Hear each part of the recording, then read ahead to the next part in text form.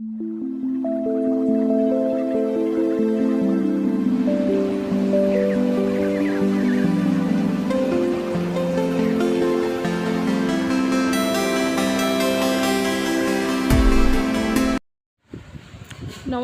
কেমন আছেন? শুভ সকালে সবাইকে শুভেচ্ছা।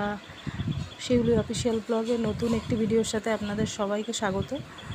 আর আজকে এই যে গাছগুলো দেখছেন, এইগুলো সব কিছুই নিয়ে যেতে হবে যাওয়ার সময়। তো এই বাড়িগুলো মানে ঘর বাড়ি গাছপালা সব কিছুই মিস করব। আর এই যে বেলফুলও ফুটেছে, গাছে পেয়ারা হয়েছে, এইগুলো মানে খুবই খারাপ লাগছে। তো যাই হোক, এখান থেকে তো যেতেই হবে। তো আমরা বাড়িটা বিক্রি করছি একটাই কারণ আমাদের নবপল্লীতে ডক্টর চেম্বার আছে, তো সেই জন্য বাড়িটা বিক্রি করা। তো যাই হোক, এদিকে আমি রান্না করতে এসেছি, যে কটা দিন আছি এখানে তো সেইভাবেই থাকতে হবে। তো এদিকে ডাল বসিয়ে দিয়েছি, আর এদিকে ডিম সেদ্ধ আর একটু আলু ভাজা করব।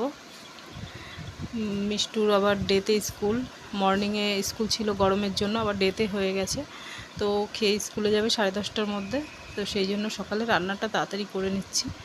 তো এদিকে আলু ভাজা করছি, আর এদিকে ডিম সেদ্ধ ডাল দিয়ে সবাইকে খেতে দিয়ে দিলাম একেবারে। আর আমি আর সকালে ভাত খাবো না, তো মিষ্টু খেয়ে স্কুলে চলে গেল, বাবা দিয়ে আসতে গেছে।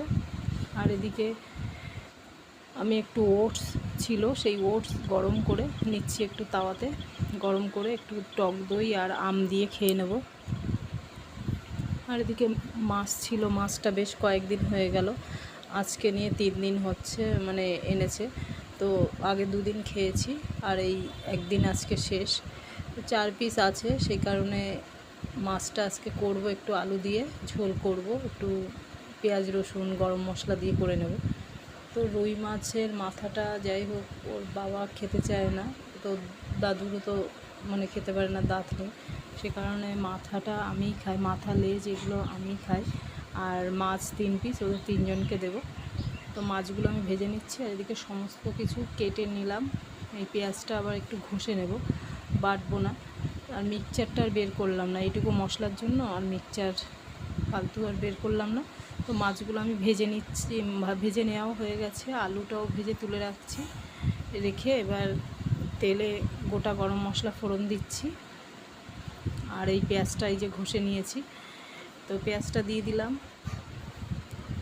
পেঁয়াজটা দিয়ে একটু নাড়াচাড়া করে এই কটা কাঁচা লঙ্কা দিয়ে দিচ্ছি। শুকনো লঙ্কার গুঁড়ো বলতে আমি একটু দেবো, কাশ্মীরি লঙ্কার গুঁড়ো। তো এই যে আদা রসুন বেটে নিয়েছিলাম, এটা দিয়ে দিলাম, দিয়ে ভালো করে একটু নাড়াচাড়া করে নিচ্ছি। আর এই যে হলুদ গুঁড়ো আর একটু কাশ্মীরি লঙ্কার গুঁড়ো দিয়ে দেবো, কালারটা ভালো আসবে, যেহেতু ঝালটা কমই দিলাম।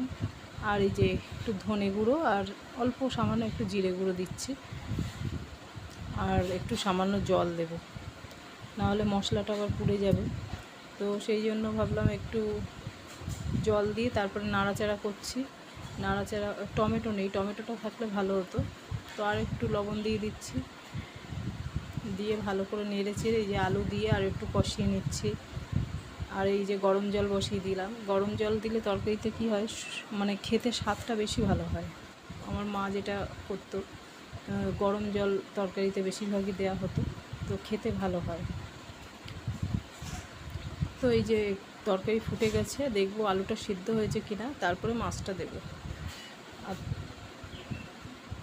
একটু ঝোল ঝোল করে করছি, কারণ একটু সামান্য ঝোল ওর বাবাও পছন্দ করে, আর মিষ্টু একটু ঝোল খেতে চায়। তো এই যে একটু হাতে বেটে গরম মশলা দিলাম, গরম মশলা গুঁড়ো থাকলে ভালো হতো। যাই হোক, হাতে বাটা মানে মশলা দিলে বেশি খেতে স্বাদ হয়। তো মাছের ঝোল হয়ে গেছে, আমি এবার নামিয়ে নিলাম, নিয়ে তারপরে একটু করবো, ওই কলমি শাকটা ভাজবো। কলমি শাকটা মানে সবাই পছন্দ করে, বিশেষ করে তো ওর বাবা বেশি পছন্দ করে। আর এই কলমি শাকগুলো খেতে এতটাই স্বাদ, মানে বাড়িতে চাষ করা, ওই পাশে পাড়ায় একজন থাকেন, উনি দিয়ে যান এই কলমি শাক। 2 আঁটি কলমি শাক 10 টাকা নিয়েছে, মানে একদম কম। আর কলমি শাকগুলো এত খেতে সুন্দর, টাটকা কলমি শাক। তো সেই জন্য আজকে কলমি শাক আর এই মাছের ঝোল করলাম দুপুরের জন্য। তো আমি স্নান করে এসে সবাইকে খেতে দিয়ে দিলাম দুপুরে। আর আজকে ভিডিওটা আমি এখানেই শেষ করছি, পরের বার আবার দেখা হবে নতুন ভিডিওর সাথে। ততক্ষণে ভালো থাকবেন, সুস্থ থাকবেন।